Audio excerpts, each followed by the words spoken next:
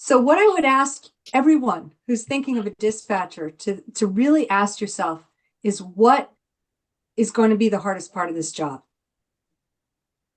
for you, given what you know about yourself, and what is a disaster day going to look like?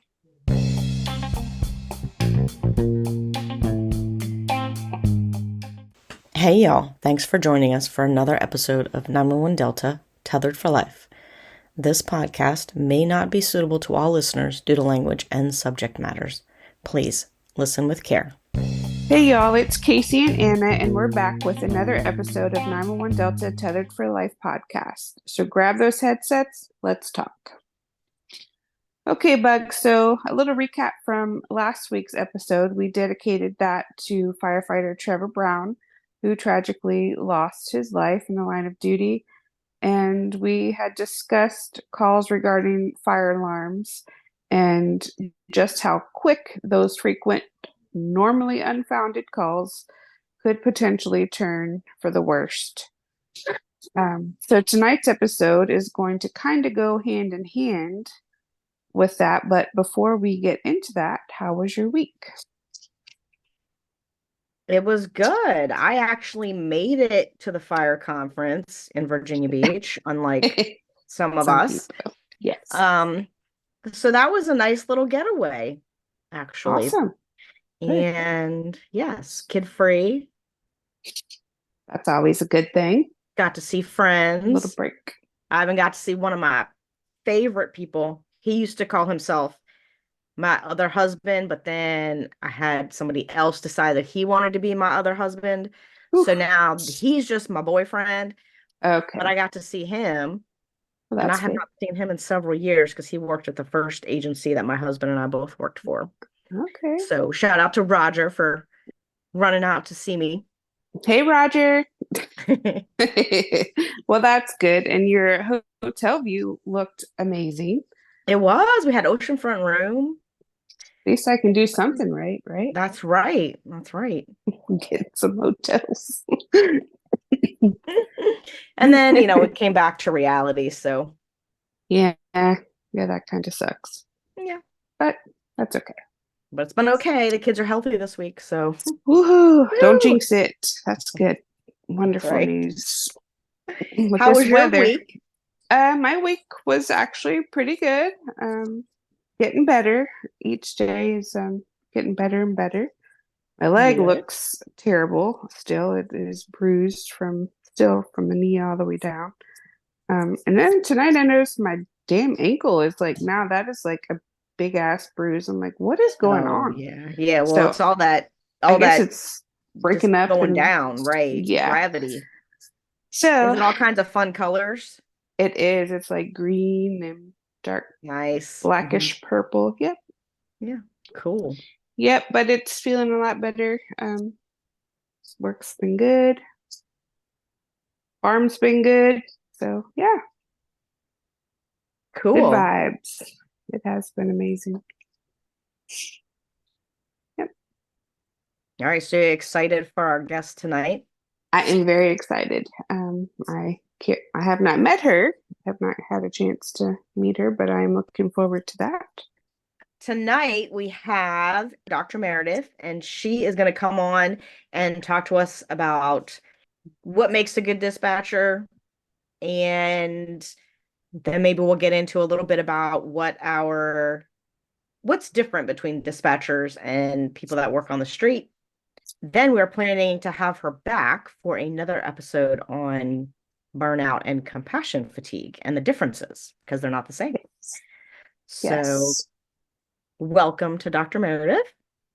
Well, thank you guys. Thank you guys for having me. I'm so excited. I've listened to previous episodes and I kept wondering when the invitation might come, but here I finally am. And so my nexus with dispatch and first responders is that when I was a baby doctor, I'm a clinical psychologist by training, forensic psychologist mostly.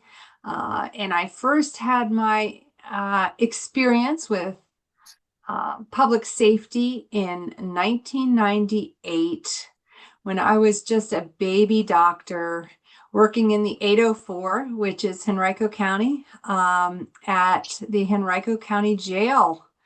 And Whoa. I was responsible as a young psychologist, I mean, really young, for Henrico County Jail's maximum security facility, as well as their rehabilitative farm, which is a great concept out in New Kent County, Virginia. And I was responsible for mental health in both of those settings, and working very closely with Henrico County sheriffs. And I had no idea what I was getting myself into. And since then, I've continued working with law enforcement at both the local and federal level. Worked at the FBI for a couple years as the civilian psychologist supporting undercover operations, and then transitioned to supporting the Department of Defense during the height of the global war on terror, and supporting the selection and deployment of civilians who helped our military counterparts know where they were going and what kind of targets to hit along the way. So have had a lifetime of working in support of military and paramilitary organizations, and continue to do that now, doing assessment and selection for police, fire and EMT, as well as dispatchers in the DMV, the Maryland, Virginia, and District of Columbia area. So it's been a long 25-year journey. Wow. And I'm married to a retired FBI, 32-year FBI veteran. So both in the family and in my professional life. Yes. Oh my God.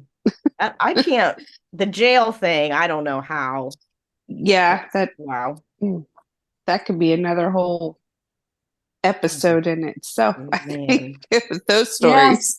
Yes. So I want you guys to have a mental picture of me. I was a baby doc, like literally 26 years old, and knew that I was in charge of I had a team of mental health professionals, and I would show up in my little skirt with my notebook, and I'd charge around the jail and go into the day rooms with severely mentally ill inmates. And the deputies would always look at me with sort of a look of either fascination, horror, wonder, kind of thinking, what in the hell is this woman thinking?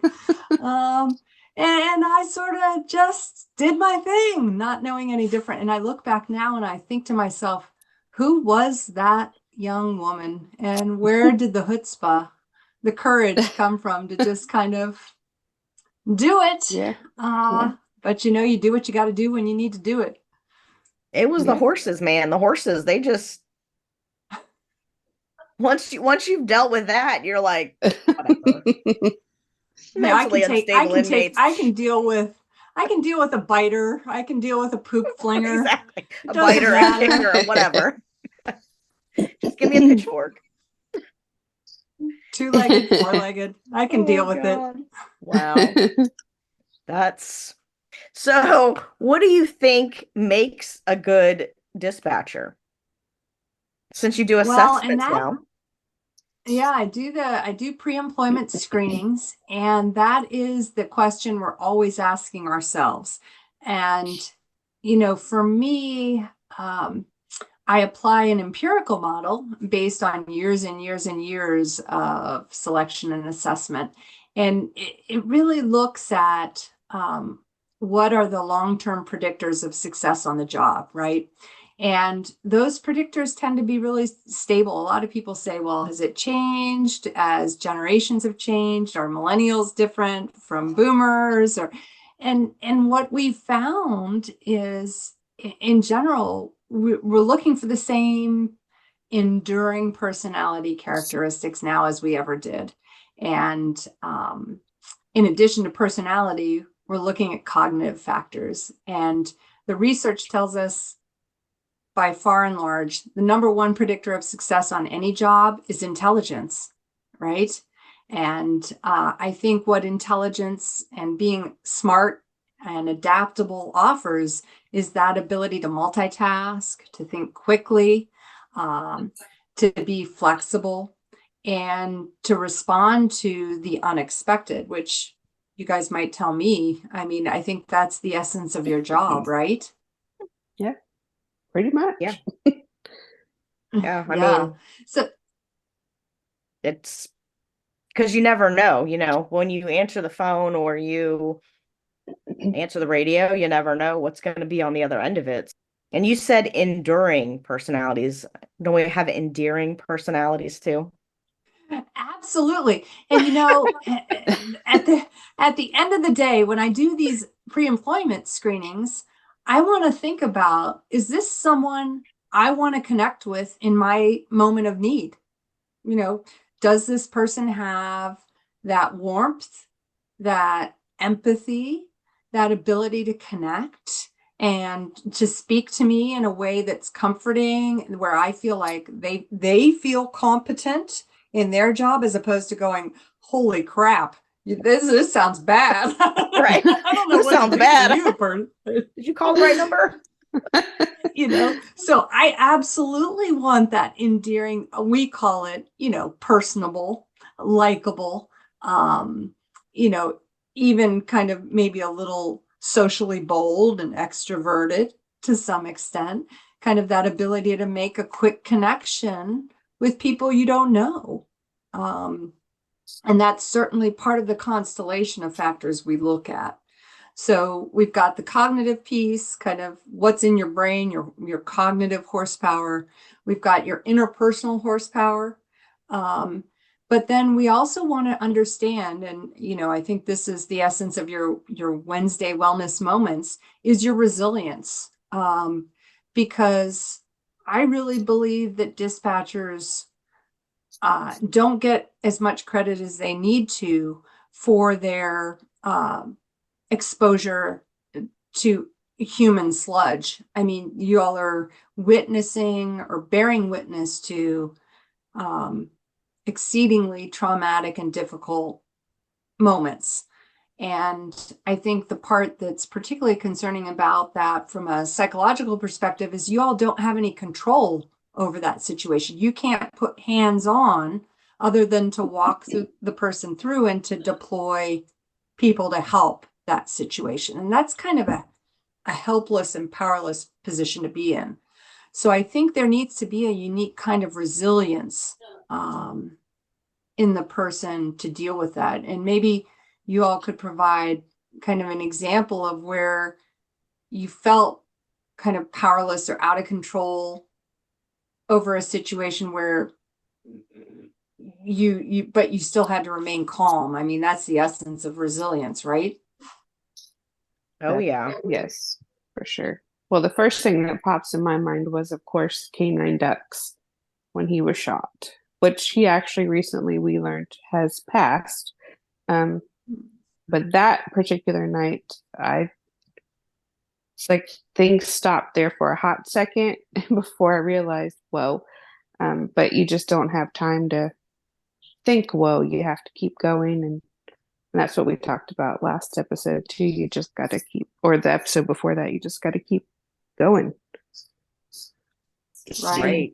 I mean, I even think of Maydays with you all, where you've deployed that first responder to the situation. We have that recent incident right up in Loudon, Yes. where you all might feel a sense of responsibility for deploying that first responder to the scene, and then hearing the Mayday come in, and perhaps feeling some level of guilt or responsibility for that. I mean, that's a unique situation that I'm not sure we're acknowledging as organizations, or even as a society or a public, when we think about putting dispatchers in this kind of faceless hero situation, but also faceless witness situation to what's going on. Yeah. Yeah, I think you're right. Like there's a lot of, and I don't know if it say a lot, but in more recent years, since the War on Terror, there's been more attention brought to like the survivor guilt in the military and in the first responder world. But yeah, that's not a thing in the dispatch world. And people don't realize that we even have that sense of responsibility. You know, I've had a Mayday, and I wouldn't say that I felt like, oh my God, I sent this person here and now this happened. In my case, it was during those bad derecho storms we had. I don't know how many years ago that was now, but was I can't get any more resources to you right now because the trucks that were going were having to chainsaw trees that were blocking the road to get through. So they're telling each other, like, you got to take this path because it's the only clear path. And you can't get neighboring jurisdiction help because everybody's, getting beat up. So, or they can't move because of the tree debris situation. So that's, then you suddenly feel responsible. And also with the radio traffic, a lot of times, because in the center, you have the best radio. So you can sometimes hear stuff that they can't hear on the street. And I noticed that happened in that Loudoun County incident when I was re-listening to that radio traffic. It happened to me. I mean, I said to the on-scene commander, I heard the Mayday, and I said, did you copy? And he was like, it was silent, and I knew he didn't. And then he said, Oh if shit. you heard it, dispatch, call it. And, then it's on. But it was so there's that responsibility where it's like, what if I hadn't said anything? What if I had been like, Right. oh, no, I'm a crazy person? I didn't hear that. Because that would have been me Right. on the fire radio. I would Right. have Or been like, if well, you're not, or if you're not a confident dispatcher, right? Like if you don't have some people think that the fireman or especially a battalion chief or a sergeant on the patrol side, like they're intimidated by that, and you Yeah. can't be like, you have to be able to be like, no, I heard this, or no, I need you to do this. Mhm. And so yeah, I And think that's, that is true. Like yeah, it's not thought of in that way a lot. um right. and a lot of times you'll hear, the people on the street will say, well, you didn't have to see that, or, well, no, but I had a lady one time. It was shift change. Things are usually crazy at shift change, and it's also a busy time at night. And I just sat down and logged into my phone, and the first thing I pick up is this: there's a dead body behind this church. And I'm like, look, I don't have time for these kids tonight. Like, I'm not in the mood. And, but I called the number right back, and it went straight to voicemail. And it was a voicemail, right? It wasn't like, this number or whatever. And I was like, immediately had a bad feeling. And I'm like, oh no. And Mm. sure enough, they go out there and she's committed suicide. Like, nothing I can do for her, right? Like, you can't, that's not even somebody you can talk to. Like, we've had ones that we've talked to until somebody got to them, right? But in that case, what are you going to do? Knife. Well, and we know that lack of a sense of control is a major risk factor for developing post-traumatic stress or acute stress reaction, right? And that's why, in my work in the past, I've worked supporting law enforcement that were engaged in child pornography and exploitation, online child pornography and exploitation investigations. And what we saw in those circumstances, because these investigators were often tasked with reviewing live feeds, some predators get off on videotaping their live exploitation and rape of children. And you can imagine what it must be like to be a federal agent, an FBI agent, watching a child being sodomized or raped on video in real time and not being able to do anything about it. Those were the cases that when they came to me, they struggled with their own incapacity, their own impotence, their lack of control, and their lack of influence and power over that. And I see that as a direct kind of an analogy to being a dispatcher. I mean, you all are there, kind of quote unquote, in the driver's seat, coordinating response, but at the end of the day, you have your hands tied about what the outcome is.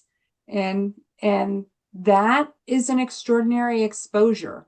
And I always say, listen, when we're looking at stress response, is this a normal response to an abnormal situation? Or is this an abnormal response to life? And I feel like in many cases, public safety, you're having a normal human response to situations that no human should be exposed to. And I do that and say that to help people understand you're having a human response to a very difficult situation. And thank God for that, right? If you didn't have that response, that's even more concerning to me. But nonetheless, this is why we focus so much on resilience, stress tolerance, hardiness. There are all these different terms that researchers have come up with to capture this sense of commitment, this willingness to expose yourself to challenging situations, and the ability to bounce back. That is the essence of resilience. So that is probably, in addition to intelligence, the number 2 most important thing I look for. Of course, emotional stability and good emotional control. I need you to be calm under pressure, right? As a dispatcher. So I'm going to be looking for that and any kind of historical evidence that you've struggled to remain calm under pressure. Have you been a scrapper? Do you get in fistfights? Do you, have you walked off the job in anger? Those kinds of things. So emotional control is another piece of the puzzle. And I'm sure you guys have seen the full spectrum in terms of your spicy dispatchers versus kind of your more emotionally kind of the Spock type dispatcher who can just remain logical and calm even when all hell breaks loose. Right.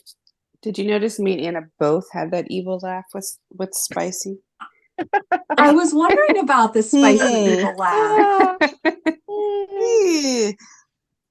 So does that mean you're the spicy people, or that spicy people?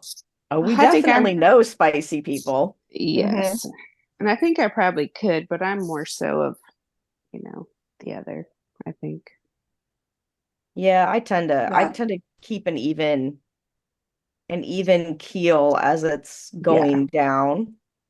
But yeah, there's definitely and it's funny because we've talked about, when you get with a good team and you've got a good shift, right? Like you all know the strengths. And we had one, and she if it was gonna be a stressful call, her pitch and speed goes up as she answers the phone, right? So you're like, oh, here we go. Like, everybody get ready. It's coming. Start sounding like Minnie Mouse. Right. Whereas I tend to do the opposite, actually. Like, if people are hyper, I'm like, let's dial it back a second. Yeah.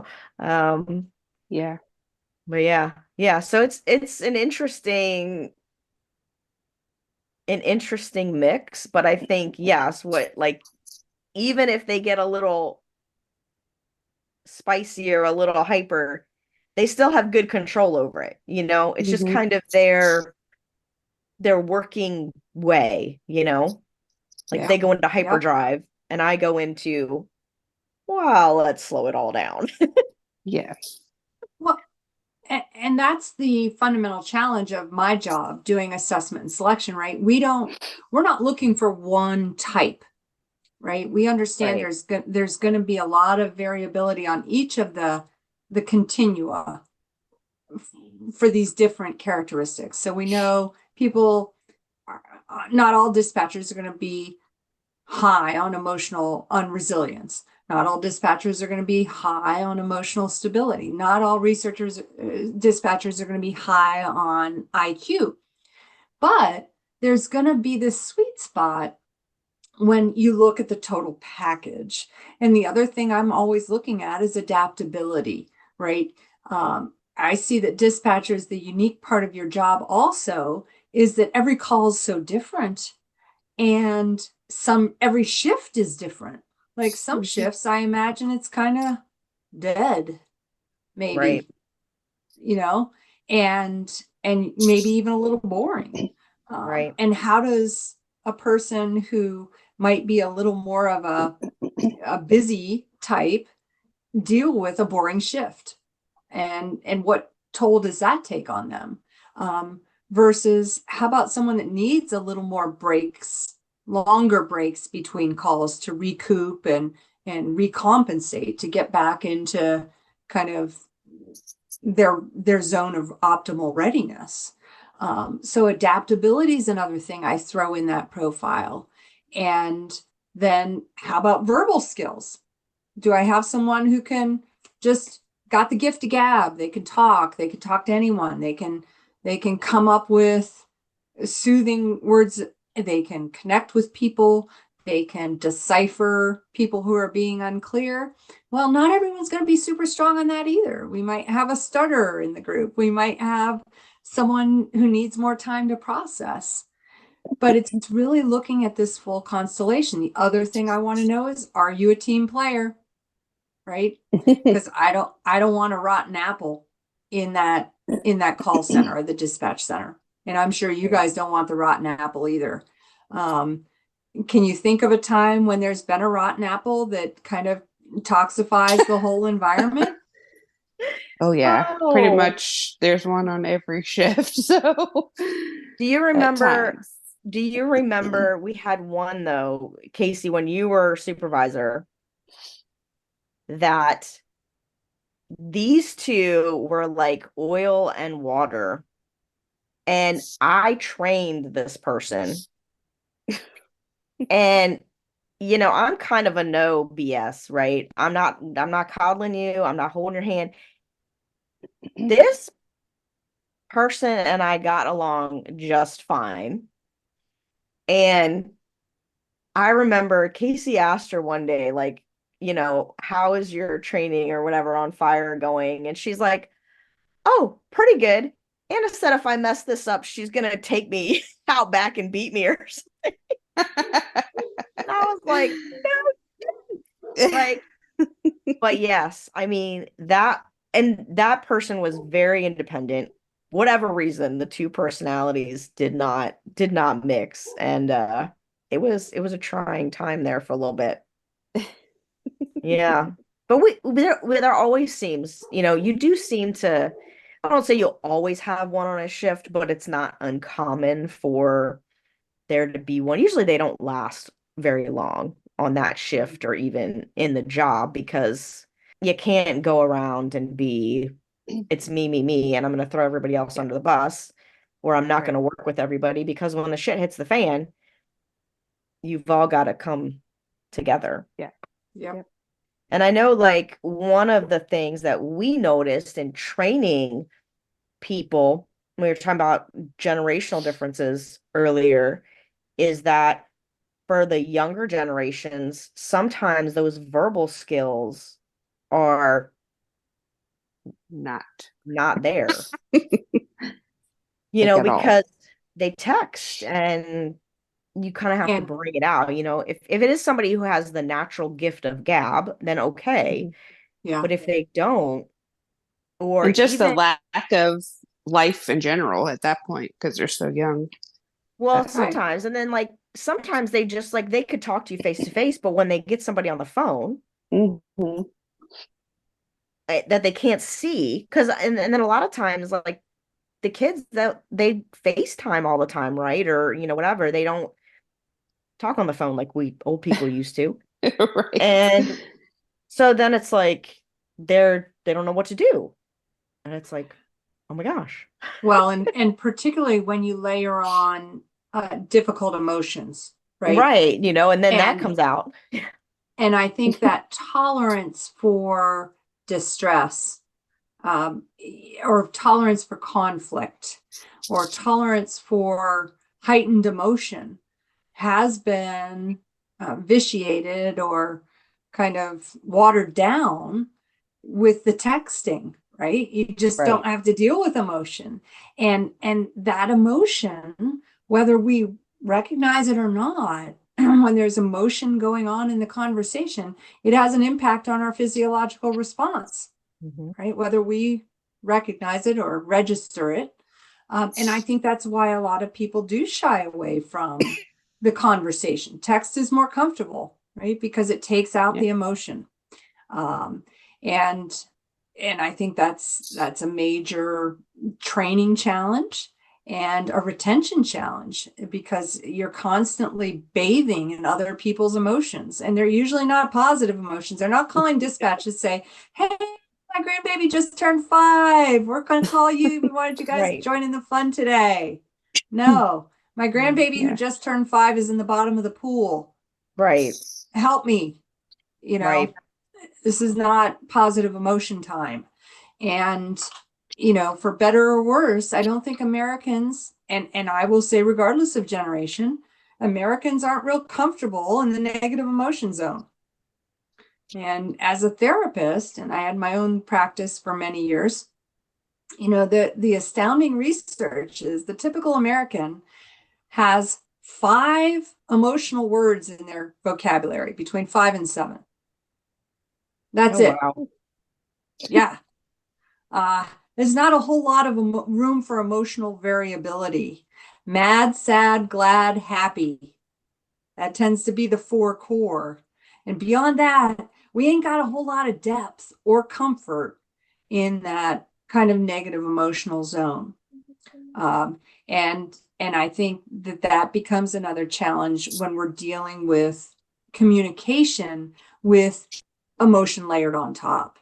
And that's a more nuanced factor that's harder for me to assess in my pre-employments. But what I am looking for is, is the person at least self-aware of their own emotions? Can they speak about their emotional challenges and how they've gotten through them in the past?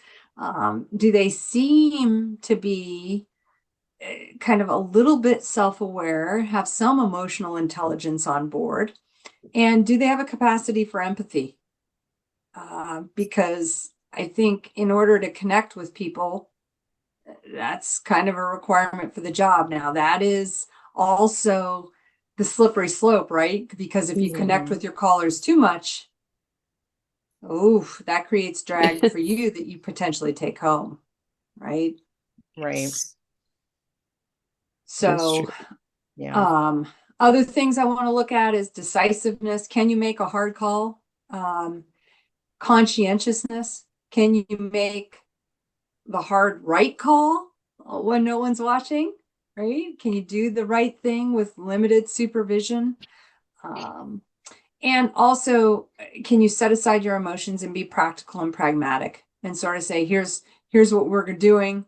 Hold, just kind of stay with me. Here's the next step we're going to take, and kind of put all of the emotional stuff on hold. So it's a very dynamic beast we're looking at. And in some ways, I feel like when I'm assessing, I know what I'm looking for in a fireman or a fire person. That's easy for me. I know what I'm looking for in a police officer. Super easy. Dispatch is difficult, right? And I think, that's a plus and a minus, because I think lots of different types of people can be successful dispatchers. But I think there's more that we don't know about the job than we do know, because we haven't really looked hard at it. Right. points. Yeah, because I don't remember anybody, coming in and asking Right. Yeah, for. I mean that's my question for you guys. Did you have to do a pre-employment psychological before you got hired? No. No, they did a background check and a polygraph. Yep. That's all I had to. And I don't know about your polygraph, Casey, but mine, I felt like there was sort of an emotional assessment to it, Okay. but also I had to articulate a lot of that emotional crap because I had just gone through a divorce with somebody who Right. had PTSD. And so I have to explain, well, this is why, my credit rating is not great right now, is he wouldn't pay the bills. I kind of felt like I was a little bit under fire. First place I worked for, I didn't do any of that. Like, I don't even know if they did the background. And the background, I would say, because my ex worked for the CIA. The background that I had to do to work at the sheriff's office was worse than being vetted by the agency. Other than the fact that nobody came to your house and interviewed you or your friends or whatever, the amount, like, they wanted to know where I had lived for the last 20 years. Yeah. Look, I was a military brat who was married to somebody in the army. I don't know where I lived. What? Yeah. So, do you think a pre-employment psychological is something that would be important? Like, do you think that would, as you look at your peers in dispatch or your past peers, do you think that might have identified some folks who could have struggled? I think so. I totally think so too. And to be honest, if I were to have to take one of those now to get a job, I'd fail that bitch real quick. Like, so I'm glad we didn't have that back in the day when but yeah, for sure. Yeah, because there's people that, you know, like you said, don't have the verbal skills or don't have they're not expecting, nobody's expecting to get the child at the bottom of the pool call, but like that's the second call they take. And then they're like, I need to take a break, and they never come back, right? Yeah. Right. And somebody gets a text message like, I'm never coming back. So I think it's a great thing. And I understand that, like, with the smaller agencies, it's maybe cost prohibitive, but I feel like when you look at the money that you put into training a new employee, Yeah. does that balance out, like, in the end, if you had a good assessment? Now, I know, you know, the husband being a fire chief, they do assessments, and he doesn't always think that they're that great. They don't use Meredith, though. I think it depends too on the assessor, right? Because somebody like you has a lot of experience and, has lived with it and has also worked with it, and you kind of know the dynamics. But if it's just, a baby doctor that doesn't. Or, I think it's such an interesting experience because when I do my pre-employments, I spend a lot of time with people. And for me, it's very much a positive, upbeat, let's talk about this, not an adversarial grilling. Let me find out what your freak flag is and let me out you for it. Right. It's very much like, what are you going to bring to this job? What are you really excited about? What has prepared you for this? And what are you anticipating? And the thing that I like about the company I work with currently that does this evaluation is we also provide feedback on the testing that we do as part of the process. And people are sometimes taken aback and shocked at the nuances we can derive from the testing, because the testing, when you're taking it, is sort of like, I don't even know what they're getting at. These are the most random assortment of questions I've ever answered in my life. There's no value in what I'm answering here. There's, why are they wasting my time? And then we provide the feedback and they're like, oh my gosh, like, you must be really good. And I'm like, no, the tests are really good. I'm just interpreting the test. But we can help people kind of understand the extent to which they fit in the job, because I truly believe anyone can do any job. I believe it. The question is, for how long and at what cost? And we've all been in jobs. Yeah, we could do them. Right. I could work in the jail. But when they called me for the third time at 3 a.m. to tell me that an inmate had cut off his own penis with a safety razor, Yikes. there is a point at which you say, how much longer can I do this job? Is this the job for me? And that's what a nuanced pre-employment can really get at, is what will be the impact on the person, what will be the impact on their performance, and what will be the impact on the agency if they assume the risk of this hire, right? And I'm sure all of us have been in that position where we've performed at cost to ourselves. And that's why I always tell people there is no right or wrong personality. The question is this the right or wrong job for you, given where you are at this point in your life? Right. And that's the dynamic challenge. Yeah. And we always talk about, you talked about empathy, and that we need to have that capacity, but we always talk about how much we dislike people and we don't want to go out in public. And how do we avoid people? So how is it that people like that get into this career of helping people? What craziness goes on in our own minds that allows us to do that? So I want both of you guys to step in the Wayback Machine. All right. And imagine that you are applying for this job as a dispatcher and you're meeting with me. One of the very first questions I will ask you, why do you want to be a dispatcher? What would you, are you stepping back into the Wayback Machine, take off all the accumulated cynicism and kind of misanthropy, take it all away. What would you tell me? Why would you want this job? Well, first thing is to help people. There it is. That is the number one most common response I get.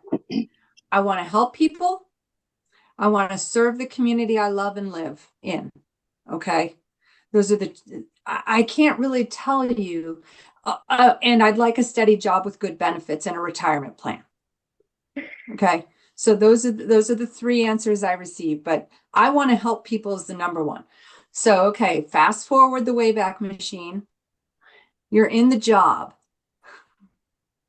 What leads you to forget or to question that initial motivation? The human sludge. That's Yeah. Just figuring out how much stupidity there really is out there. Yeah. The question is, do they really want my help? I'm trying to help them. Right. But yet they keep engaging in behavior that has foreseeable, predictable consequences that I then need to clean up after. Right. Hell no. I did not hire on to be human waste management, right? Cleaning up after predictable, foreseeable fucking human messes. Pardon my French. It's not French, it's English. Right?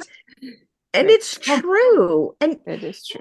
And the shit, like, you wonder, one of my things I always say is never ever say, now I have heard it all or seen it all, because the universe is like, hold my beer, because I'm coming. Oh, yeah, it'll say, you like that? Watch this. Right. Watch this one.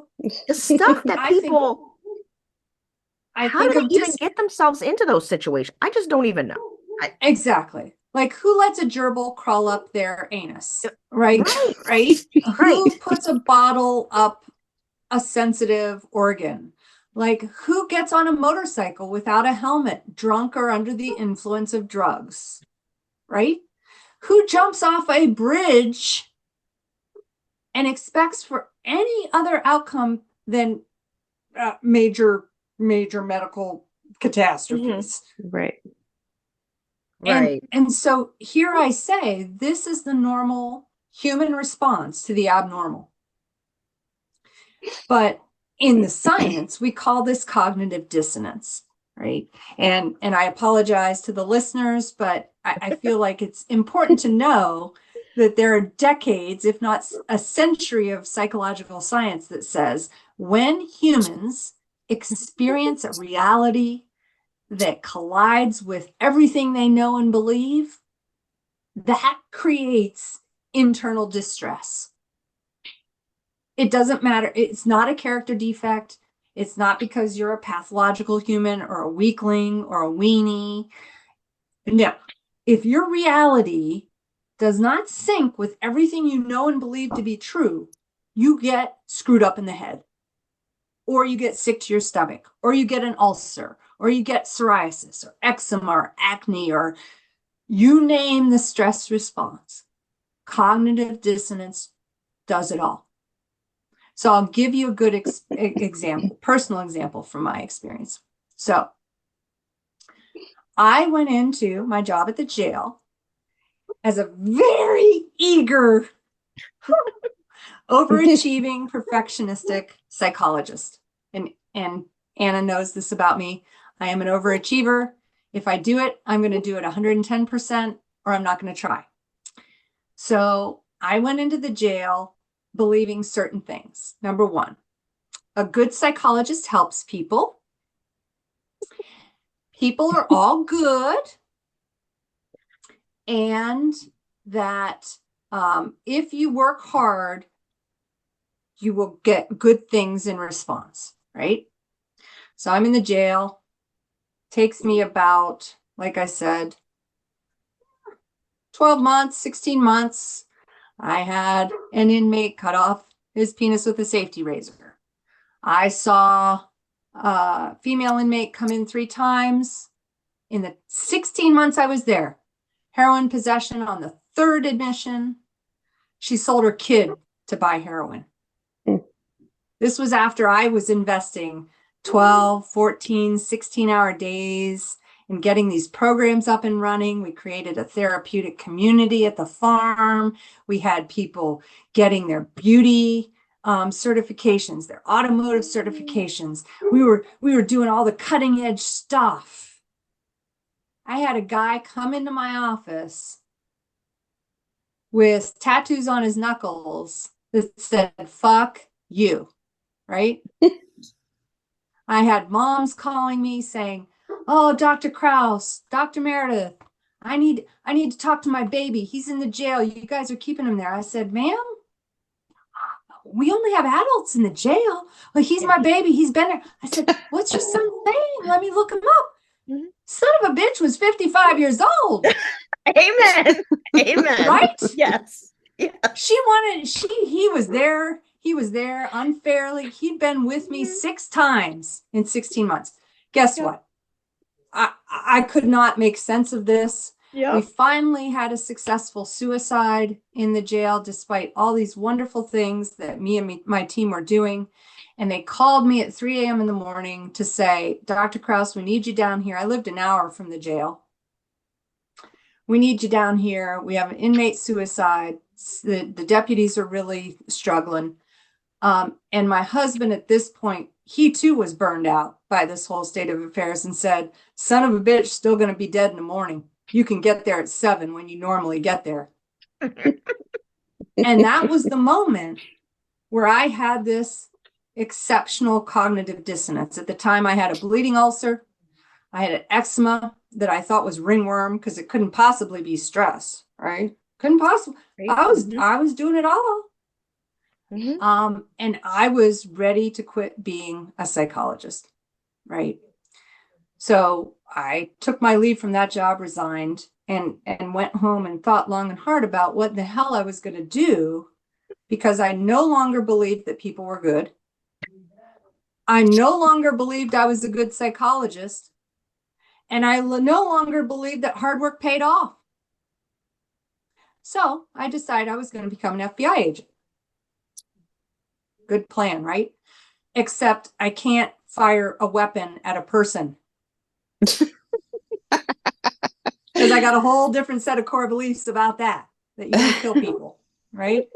So I couldn't do that. Well, what do you do? What do you do when you have a PhD and no skills and you got to pay a mortgage and your parents are going, honey, you've been out of work. What are you going to do?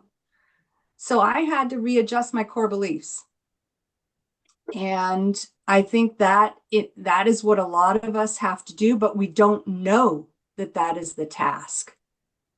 The only way to resolve that cognitive dissonance, because reality ain't going to change and people ain't going to get smart, is for us to kind of redefine what we know about the world. And so how I redefined it is good psychologists show up and are kind and respectful to the people they help. I have control over that. I can do that. I also redefine my core beliefs to believe that all people can make good choices. Not all people are good. And all people can make bad choices too. Yes. Exactly. But they can make good. And my third core belief was, as a psychologist, I can help people understand their good and bad choices and their options. And that's all I could do. I can't make them make good choices. 25 years later, 26 years later, I'm still a psychologist, right? But it took soul searching. It took working as a temporary licking envelopes to kind of let those new core beliefs settle in. And for me to really buy into it. And the beauty of it is it's given me career longevity, because trust me when I say, even as a therapist where people are paying good money to come see me, only a third of the time did anyone ever do what I told them to do. And I imagine you guys as dispatchers, that 30% rule probably applies to you too, right? Oh, yeah. Sure. Yeah. 30% of the time, people will make good choices or learn from their very, very painful lessons. Yeah. I mean, that's, because that's one of the things that people mostly complain about is the frequent flyers, we call them, same people making the same choices over and over again. And like I always say to people, I don't mind those true emergencies, the one-off kid at the bottom of the pool. Like, that's what I'm here for. I'm here for that. Like, as horrible as that may sound, that's what I'm here for. I am not here for you to tell me some crazy story about how you got carjacked on the way to the methadone clinic and like just to make up an excuse as to why you didn't get there when you were supposed to get there and get what you were supposed to get. And now, and the funny thing that cracks me up with people is they come up with these stories and you're like, do you really think that this is our first day? That we haven't heard this story and before? That you don't talk? Right. And I'm sure, in psychology, it's much the same, but it's like, really? No, that story, like sitting on the flashlight or the shampoo bottle or whatever. No, you didn't just sit on it or slip and fall. Like, you didn't know. That's not how. It doesn't happen that way. Right. But that's the flip side of how you resolve cognitive dissonance, right? So one option to resolve that distress that comes with the disconnect between your beliefs and your reality is to adjust your beliefs. The other choice is to distort reality. and to what I call reinterpret reality, which means fucking make up lies. And people really come to believe them. Like, they believe the story they're telling you because that's the only way they can make their reality come together with what they believe in their heart, or what they think of themselves, that they are good people, they are, they're good parents, they're good spouses. And, that woman just, she made me hit her, right? Right. Because I told her 3 times, if she said it again, I was going to push her through that plate glass window. Mm-hmm. And I just did what I had to do. And so that is the maladaptive way to respond to cognitive dissonance, where you kind of change reality to fit what you believe. And you guys are on the receiving end of that revisionist history, or the self-deceit, or whatever you want to call the lies, the storytelling. And to have to hear it and hear it and hear it, and not be able to say bullshit flag. Yeah. Oh, I How wish. maddening is that? Mm-hmm. Yeah. So we're going to do another episode, we said, on how we're going to deal with all that stuff and burnout and compassion fatigue. But in the meantime, what do you think people should ask themselves before they become a dispatcher? In my heart of hearts, I am the granddaughter of Polish immigrants, right? And Polish immigrants were always prepared for the worst case scenario. So, and they were quite negative people, quite frankly. So what I would ask everyone who's thinking of a dispatcher to really ask yourself is, what is going to be the hardest part of this job for you, given what you know about yourself? And what is a disaster day going to look like? And how are you going to get through it? I ask so many people, what's going to be the biggest challenge? What's going to be the hard part of this job for you? They can't come up with anything. The long hours. That's what they tell me. Mm. Yeah. Okay. Well, that might be one of the things. I don't think that's going to be the thing that undoes you. Right. I think that becomes a thing for people. Like, I think that's a cognitive dissonance, actually. I think people start telling themselves that, it's the 12 hours. I mean, not everybody works 12 hours, and I don't think that's it. It's just the crap. And well, when I first started, I thrived for all the what we call quote unquote good stuff, meaning the horrible stuff. I thrived on that. I wanted it. I mean, I didn't want it like because somebody was getting hurt or whatever, but I wanted it because I wanted to be in it. I wanted to be there. And I didn't think about things that I know now, 16 years down the road. If you were to ask me that now, or if I was applying to be a dispatcher, knowing what I know, I'd be like, the family, the distance from my family, missing out on all of that time. And that's a huge thing for me. And then just constantly hearing all of those shitty, horrible things that I pushed down for so long. Now it's all coming back. Like, who would have thought that when I used to thrive for that? Yeah. Yeah. And I think you're talking about quality time, but also the emotional bandwidth to engage when you have the time, right? Yeah. And I think a lot of folks don't recognize how, I believe that we only have so much emotional bandwidth, or our emotional bucket is a finite resource, right?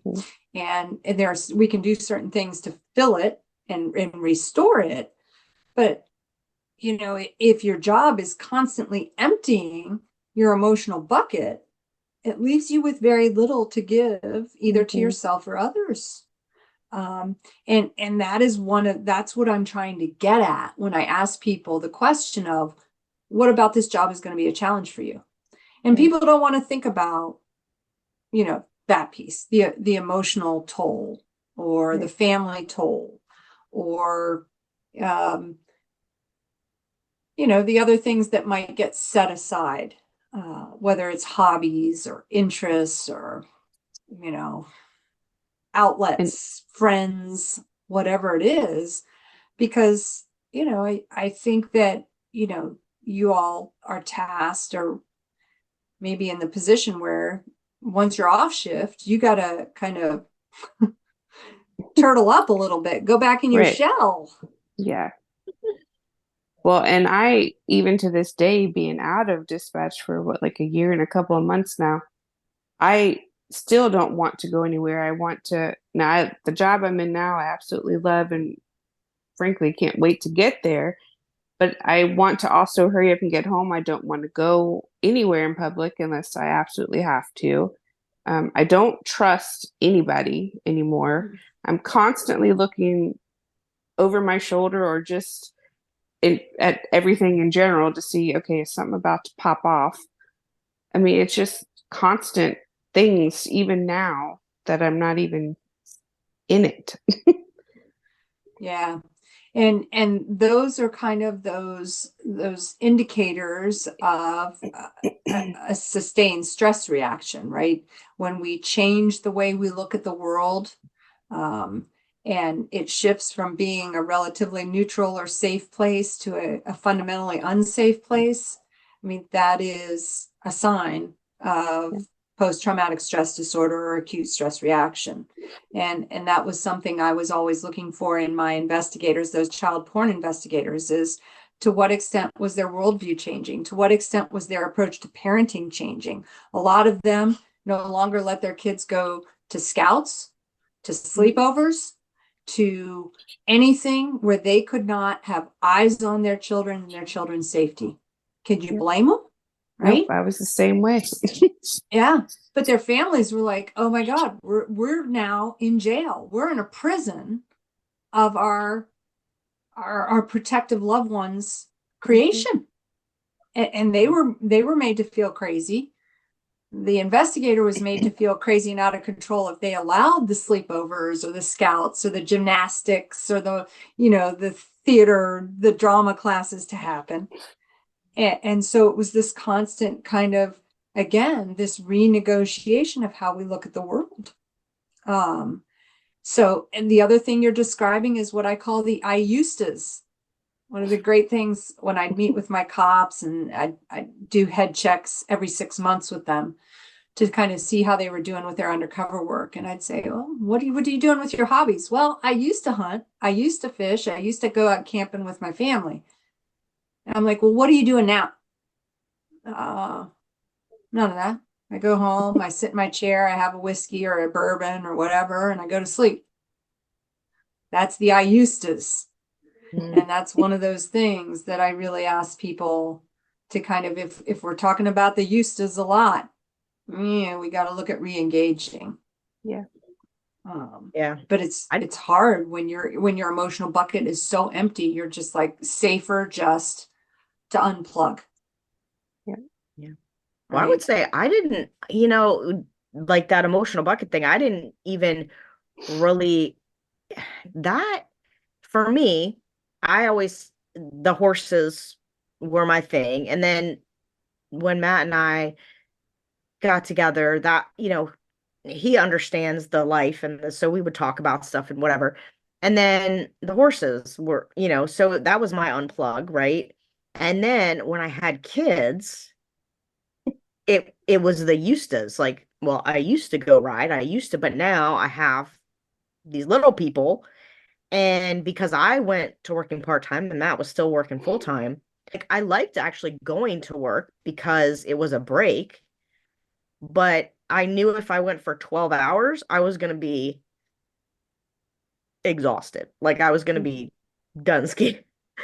And Yeah. I was like, man, like I've gotten soft or whatever. Well, no, you're just so overwhelmed already with momming. I feel for the women in there and the men. I mean, because we've got a couple of guys that have young kids, and it's like, I don't know how you manage to keep refilling that bucket because I definitely struggled with that. Yeah. And my concern was always the single parents. Yeah. Be, Oh my gosh, be, yeah. and I gave them the analogy of, you got to think of all these responsibilities as holes in the bottom of the bucket, right? Right. And you can be this incredible person, you can have strong faith, you can exercise, you can do all the healthy things, you can have your friends, but at the end of the day, each kid you have is a hole in the bottom of the bucket. Your job is a hole in the bottom of the bucket. The dementing mother that you're caring for or worried about, is a hole in the bottom of the bucket. The relationship that you're trying to maintain with your spouse or with a dating partner or whatever, that's a hole in the bottom of the bucket. So it takes more than exceptional character and coping to keep up that. It's just a constant kind of, I hate to say struggle because it makes it sound like a downer, but it's a constant challenge to Right. keep anything in that bucket when Yeah. you're in this first responder role. What do you think the differences are between those of us in the comm center versus those people on the street? What would you say the main differences? Because I know for me, like there's people, I think it's more common for people to become dispatchers and then go into firefighter, policeman role, whatever, then come from that world. That it's happened. Some people, when they know they need to come off the street, they come into dispatch, or family circumstances bring them in. But for me, I, I have a hard enough time dealing with people over the phone. No, I can't do the face to face with no. So it's interesting, but then what the people on the street will say to us is, I don't know how you sit in here and deal with this. Like, Right. I don't know how you have that sort of no control. Like, I want to be hands on. And it's like, more power to you, because I don't want Well, my face gives it away, right? Like, I can't. Casey knows this. My husband, he can tell somebody that they are the biggest piece of shit, and they will thank him. yes, you're right. And I am. Right. And I'm like, what? And he just has this expression like, yeah, I just said that to you. And they're like, oh, thank you. Thank you, Chief. What? Yeah. Well, I don't know. that's For true. me, my face gives it away. I could never deal with people in person. well, and I do believe there are more similarities than differences, but I almost think, there's this old line of research in psychology that says that um, people who are depressed are actually the ones that have the most realistic view of the world. And I feel that dispatchers might have the most realistic view of themselves. It seems to me that you all tend to do kind of an honest and realistic self-assessment. You're like, well, I don't want to have that face to face. I don't want to be responsible for interacting on that level. I don't want to be hands-on. Whereas my sense with police is that they kind of overestimate their sense of command and control, and that No. they like to exert that command and control. And whereas dispatchers like, no, not for me. You guys have at it. I will command and control from behind the scenes where it's relatively more safe and controlled. Whereas police are just like, yeah, no, I can handle it. Just throw me in there. I'll take care of it. I want that adrenaline thump. I want to catch the bad guy. I want to put him away. Give me the hands on. And I think there's that similarity. And fire folks, they just have a whole different kind of Superman mentality. Otherwise, there's no way in hell they'd rush into a burning building, right? Right. No. So I think that kind of that level of realistic self-assessment might be the biggest difference.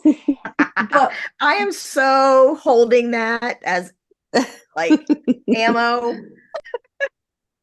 yeah, but the other that's thing good. the only thing that I did a little review of some research prior to our talk tonight, and the only thing they really found that was different in dispatchers is submissiveness and that willingness to kind of take a support role. Whereas police and fire want to be more in, like I said, that command and control role. That was a relatively small, limited sample.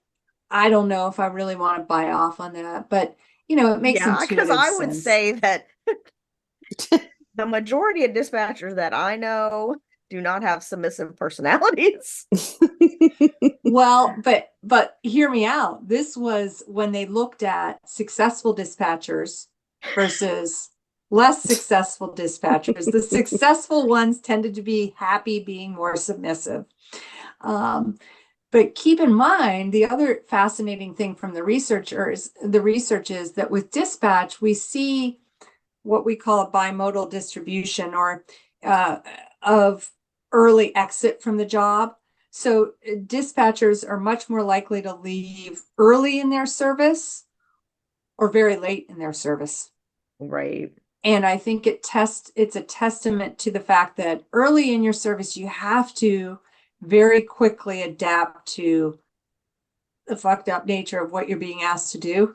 And if you can't make that adaptation and make those changes to your core beliefs, like I said, adjust your expectations, adjust your approach, you leave.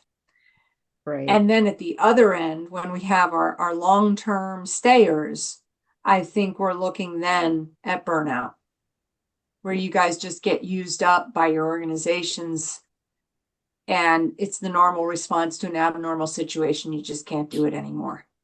Right. Right. So that's how we see kind of the distribution of attrition, which is a little different than in police and fire. They tend to be, if they make it through their first 7 years, they tend to stay. Interesting. Yeah.